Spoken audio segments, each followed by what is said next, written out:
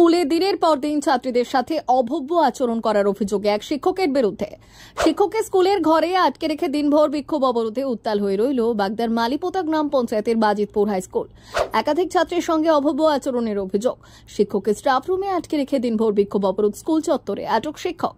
সন্ধে গড়াতে স্কুল কর্তৃপক্ষ এবং ছাত্রীদের অভিযোগের ভিত্তিতে পুলিশ শিক্ষককে স্কুল থেকে আটক করে নিয়ে যায়। অভিযুক্ত স্কুল শিক্ষক সুদীপ্ত মৈত্র, বাজিতপুর বাড়ি, নদিয়ার কল্যাণীতে। আজকে আমাদের বিদ্যালয়ের অষ্টম এবং নবম শ্রেণীর কিছু ছাত্রছাত্রী তারা আমাদের ইংরেজি শিক্ষক সুদীপ্ত মৈত্র তার বিরুদ্ধে অশালীন আচরণের অভিযোগ এনেছে। আমরা বিষয়টি জানার সাথে সাথে বাগদা পুলিশ প্রশাসনকে জানিয়েছি এবং এই বিষয়ে আমাদের বাগদা থানার মাননীয় আরক্ষাধিকারী গণেশ ভাই মহাশয় যথেষ্ট সদর্থক ভূমিকা নিয়েছেন। সাথে সাথে আমাদের সেই অভিযুক্ত শিক্ষক তিনি অ্যারেস্ট হয়েছেন।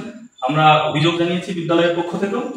আমরা মমতা বন্দ্যোপাধ্যায় সরকার এই সমস্ত বিষয়ে যে জিরো টলারেন্স নীতিতে চলছে, আমরা তাকে একদম কঠোরভাবে পালন করবো এবং আমরা আশা করছি অতি দ্রুত অভিযুক্ত শিক্ষকের শাস্তি হবে, প্রয়োজনীয় ব্যবস্থা প্রশাসন নেবে। স্কুলের পড়ুয়ারা জানিয়েছে, মাস দুয়েক আগে স্কুলে ইংরেজি বিভাগের শিক্ষক হিসেবে যোগ দিলেন তিনি। স্কুলে যোগদানের পর থেকে একাধিক ছাত্রীদের সাথে আপত্তিকর আচরণ করে।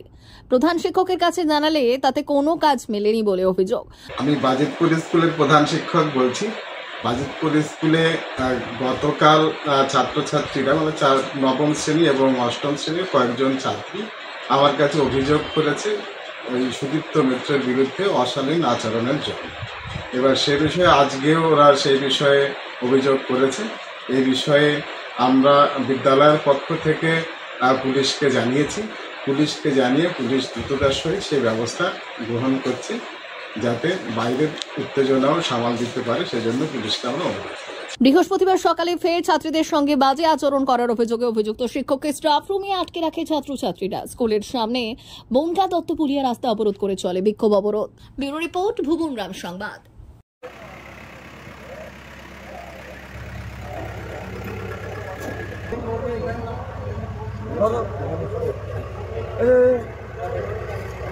ছাত্রীরা যে অভিযোগ করেছে সত্যি, আপনি কি ছাত্রীদের সাথে যে এরকম করতেন?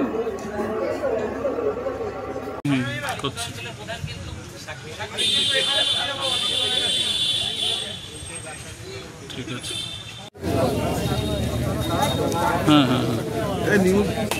হ্যাঁ